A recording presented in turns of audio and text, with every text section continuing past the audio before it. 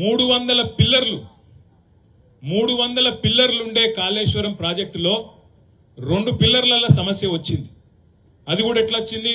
నిన్నగాక మొన్న మీరు చూసింటారు, బీహార్ లో ఒక బ్రిడ్జ్ కడుతుంటే కింద ఇసుక కదిలి బ్రిడ్జ్ కూలిపోయింది, మొత్తం బ్రిడ్జే వేయింది. మోడీ గారి రాష్ట్రం గుజరాత్ లో మార్బీ అనే దగ్గర ఒక బ్రిడ్జ్ కూలిపోతే 190 మంది చచ్చిపోయింది.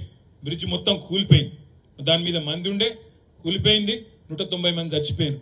మన దగ్గర ఎవరు చచ్చిపోలే. ఆనాడు 2 పిల్లర్లలో 300 పిల్లర్లు, మొత్తం బ్యారాజీలన్నీ కలిపితే 300 పిల్లర్లు. ఆ 300 పిల్లర్లలో 2 పిల్లర్ల కాడ కొంత ఇసుక కింద కదిలి అది మొత్తం పోలే, కొట్టుకపోలే, ఏం కాలే, వంగిన ఇట్లా కుంగిని.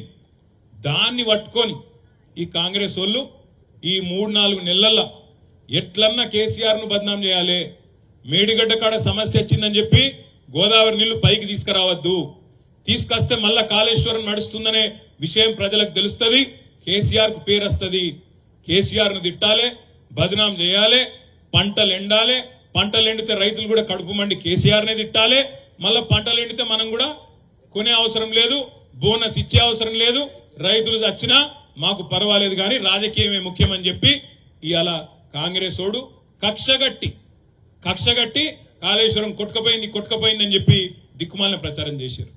యూట్యూబ్లల్లా, వాట్సాప్లల్లా కొంతమంది చదువు రానోడు, చదువుకున్నోడు, 5వ తరగతి 4వ తరగతి ఫెయిల్ అయినోడు కూడా ఇలా ఓడిపడితే వాడే చెప్తాడు యూట్యూబ్లలో, ఏమని కొట్టుకపోయింది కాళేశ్వరం, కేసీఆర్ మొత్తం తినేసిండు, 1,00,000 కోట్లు దొబ్బిండు అని. ఇక్కడ వీడోర్రా కుక్కోలే, అక్కడ వాడోర్రా యూట్యూబ్ లో చూసి మనమేమనుకున్నాం, చూసిన వాళ్ళందరూ కూడా అవో ఏమో జరిగింది ఇలా, అందుకే మన వాళ్ళు మాట్లాడతలేరు. మనం ఏంటంటే నిజం నిలకడమే తెలుస్తుంది, తొందరద్దు అనుకున్నాం.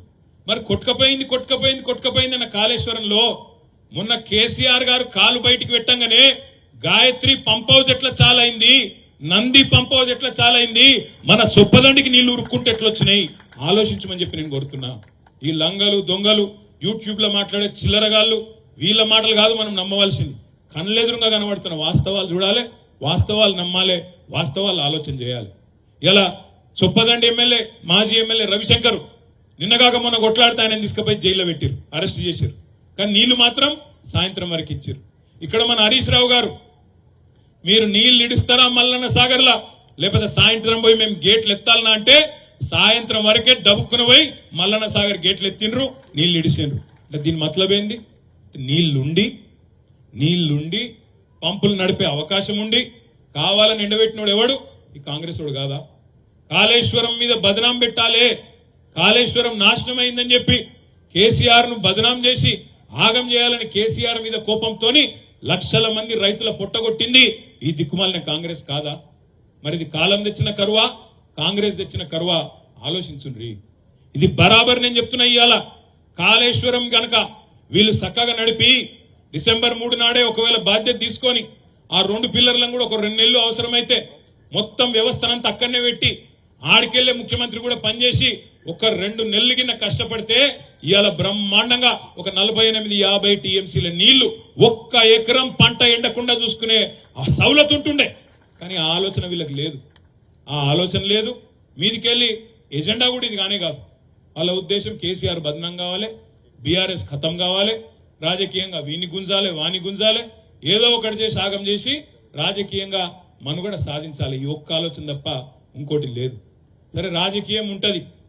ఇప్పుడే మా చెల్లెలు మాట్లాడింది, ఒకరు గెలవచ్చు ఒకరు ఓడచ్చు, మనిషి జీవితమే శాశ్వతం కాదు, అందరం చేస్తాం ఏదో ఒక రోజు.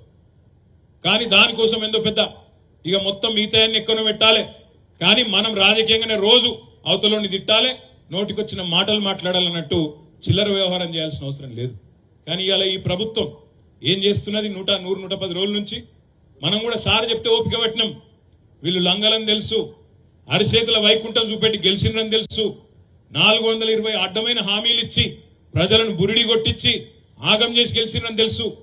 తులం బంగారం అన్నారు. నేను కేసీఆర్ గారు అడిగింది, మరి లక్షల పెళ్లిలేని నిన్ను 4వ తారీఖు 3వ తారీఖు నేనే తిరిగిన ఒక 10-15 పెళ్లిలకు, మరి ఎక్కడైనా తులం బంగారం ఇచ్చిండా? ఎటువంటి హామీలు ఇచ్చిండ్రు? బంగారం ఫ్రీ, బర్రె ఫ్రీ, నువ్వు ఏదడుగుతుంది ఫ్రీ, స్కూటీ ఫ్రీ, ఏదడుగుతుంది ఫ్రీ అన్ని చెప్పి ఇలా రైతులకు ఏం చెప్పిండ్రు? 2 లక్షల రుణమాఫీ అన్నాడు. అది కూడా మనం డేట్ అడగలే. డిసెంబర్ 9 నేనే చేస్తా, సంతకం పెడతా అన్నాడు. డిసెంబర్ 9 సోనియా గాంధీ బర్త్డే, ప్రమాణ స్వీకారం అదే రోజు పెట్టుకున్నాడు. కానీ మళ్ళీ ఏడికెళ్ళి ఏం ఫోన్ వచ్చిందో తెలియదు. డిసెంబర్ 9 కాదు, 2 రోజుల ముందే చేసిండు ప్రమాణ స్వీకారం. ఎందుకంటే కుర్చీ కూడా ఎత్తుకపోతాడేమో అని భయం. 2 రోజుల ముందు ప్రమాణ స్వీకారం చేసిండు.